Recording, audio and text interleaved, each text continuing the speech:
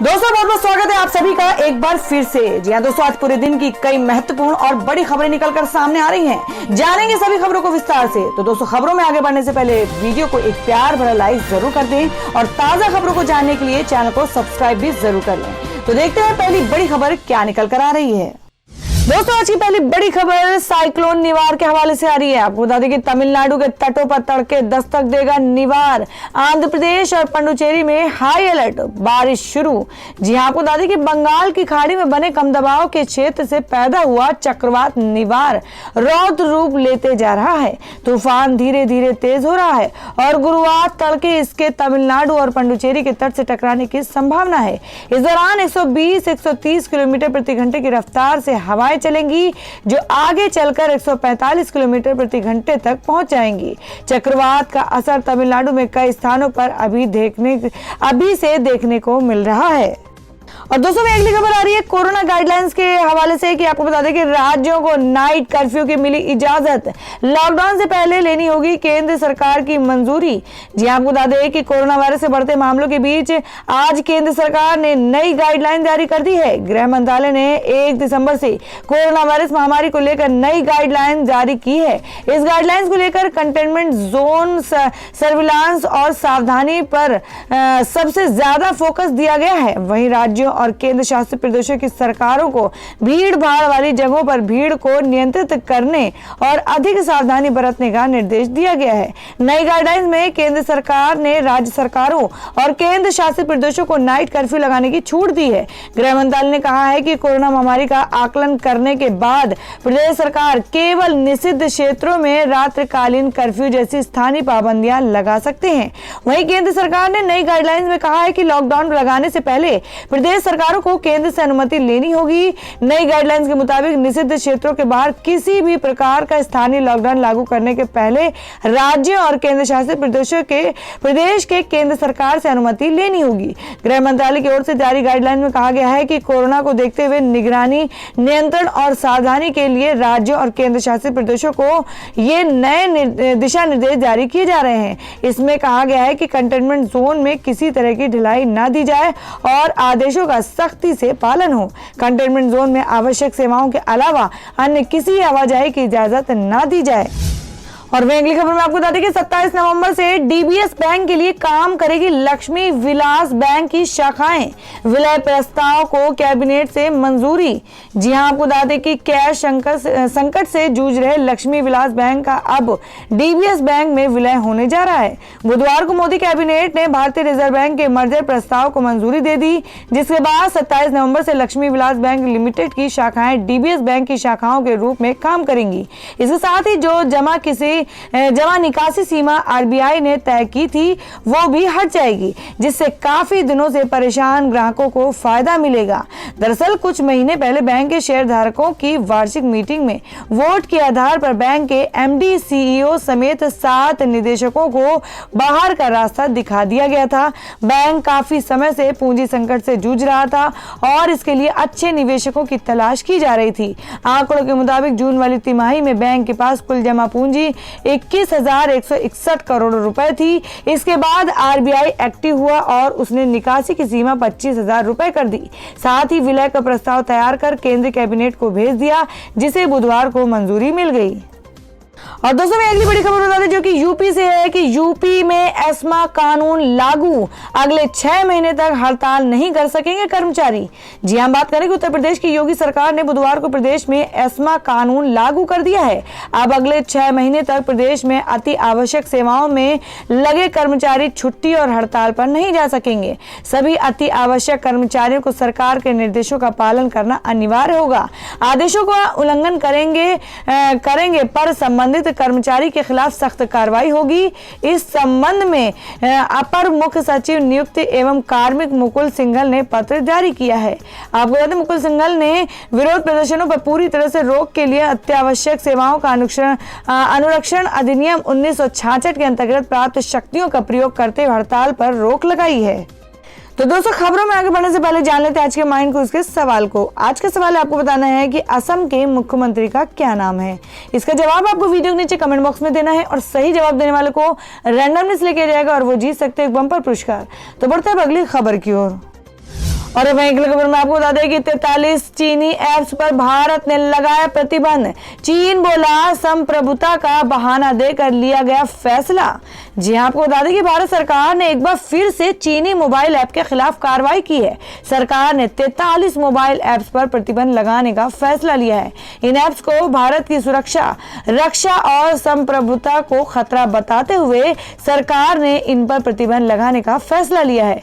भारत सरकार की इस कार्रवाई के बाद चीन ने इसका विरोध किया है। चीन की ओर से भारत सरकार के इस फैसले का विरोध करते हुए कहा गया है कि हम इस फैसले का पुरजोर विरोध करते हैं। राष्ट्रीय सुरक्षा का बहाना बताकर कुछ चीनी मोबाइल ऐप्स पर प्रतिबंध लगाया जा रहा है। चीन की सरकार हमेशा से कंपनियों को अंतर्राष्ट्रीय नियमों का पालन करने, नियमों व कानूनों के अनुपालन पर जोर देती है और इसी के अनुरूप काम करती है। चीन की ओर से कहा गया है कि हमें उम्मीद है कि भारत में सभी कंपनियों को बिना किसी भेदभाव के अच्छे माहौल में काम करने का अवसर प्रदान किया जाएगा और वर्ल्ड ट्रेड ऑर्गेनाइजेशन के नियमों का अनुपालन करेगी। भारत और चीन एक दूसरे के विकास में सहायक हो सकते हैं, ना कि एक दूसरे के लिए खतरा है।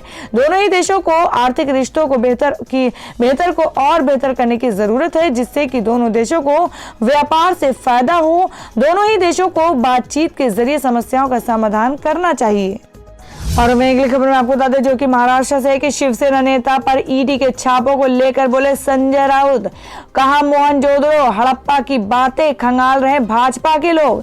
जी हम बात कर रहे हैं कि शिवसेना के विधायक प्रताप सरनायक के घर और दफ्तर पर प्रवर्तन निदेशालय ईडी की रेड को लेकर संजय राउत ने भाजपा की आलोचना की है। शिवसेना सांसद और प्रवक्ता राउत ने बुधवार को कहा कि भारतीय जनता पार्टी के लोग महाराष्ट्र सरकार को अस्थिर करने के लिए बहुत पुरानी चीजें खंगाल रहे हैं। सरनाइक के घर रेड के बाद उनको भी नोटिस जारी होने की खबरें पर राउत ने कहा, अगर मुझे नोटिस भेजने की बात कोई कर रहा है तो आने दो, मैं भी इंतजार कर रहा हूं। पुरानी बातें खंगालने की मुहिम चल रही है। भाजपा के लोग मोहनजोदड़ो हड़प्पा तक जा रहे हैं। संजय राउत ने कहा कि केंद्र ईडी का इस्तेमाल विपक्ष को काबू करने के लिए कर रहा है।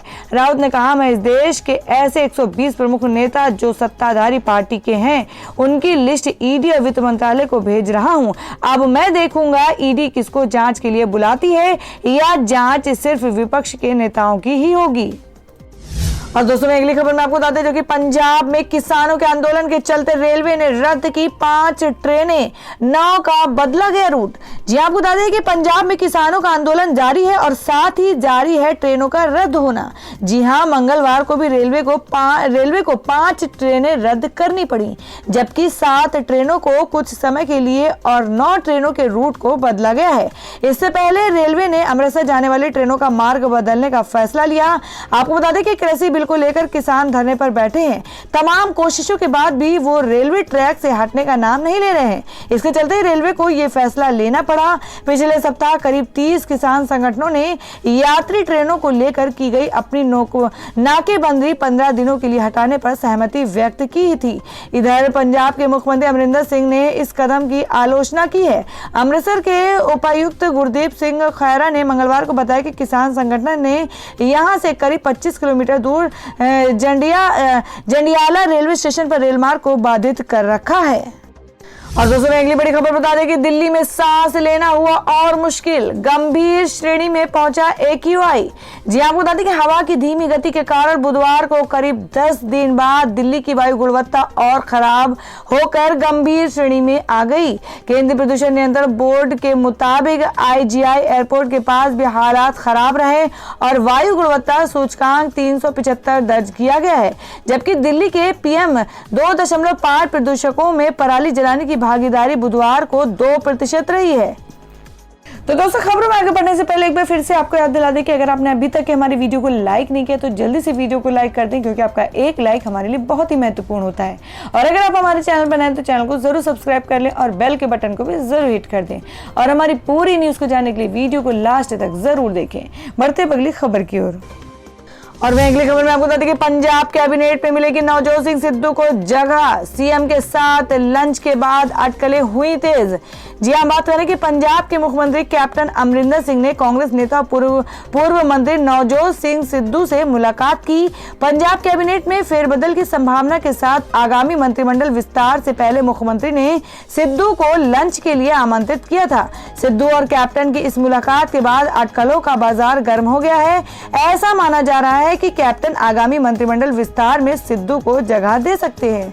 मुख्यमंत्री और सिद्धू की इस मुलाकात के बाद मुख्यमंत्री के मीडिया सलाहकार रवीन ठकराल ने एक ट्वीट में कहा, ये एक जोशपूर्ण और सौहार्दपूर्ण बैठक रही जिसमें मुख्यमंत्री अमरिंदर सिंह और नवजोत सिंह सिद्धू ने पंजाब के महत्वपूर्ण राजनीतिक मामलों और राष्ट्रीय हितों पर चर्चा की।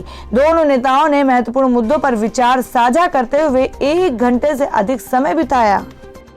और दोस्तों में अगली खबर में जान लेते हैं क्या है देश भर में सोने और चांदी का भाव। आपको बता दें कि लगातार तीसरे दिन गिरा सोना, 2000 रुपए हुआ सस्ता। जानिए कैसा है आज सोने चांदी का ताजा भाव। जी आपको बता दें कि सोने की कीमत में आज एक बार फिर से गिरावट आ गई है। बुधवार को एक बार फिर से सोने की कीमत में गिरावट आई थी। पिछले 3 दिनों में सोने के दाम 2000 रुपए से नीचे लुढ़क चुके हैं। वहीं चांदी में भी गिरावट का दौर जारी है। आज 1049 रुपए गिरने के बाद बुधवार को सोना फिर से गिर गया था। दरअसल कोरोना वैक्सीन को लेकर आ रही सकारात्मक खबरों के कारण सोने में बिकवाली बढ़ गए हैं। शेयर बाजार में तेजी के कारण सोने चांदी के भाव में गिरावट जारी है। आज सोने का भाव कल की तुलना में 170 रुपए नीचे गिर गया है। और अब अगली खबर में जान लेते क्या है देश भर में मौसम के ताजा हालात। आपको बता दें कि उत्तर से लेकर दक्षिण तक मौसम का रौद्र रूप जारी। पहाड़ों की बर्फबारी से दिल्ली हुई ठंडी, अब और बढ़ेगी सर्दी। जी हां, बात करें कि इस वक्त देश के कई हिस्सों में सर्दी ने अपना रौद्र रूप दिखाना शुरू कर दिया है।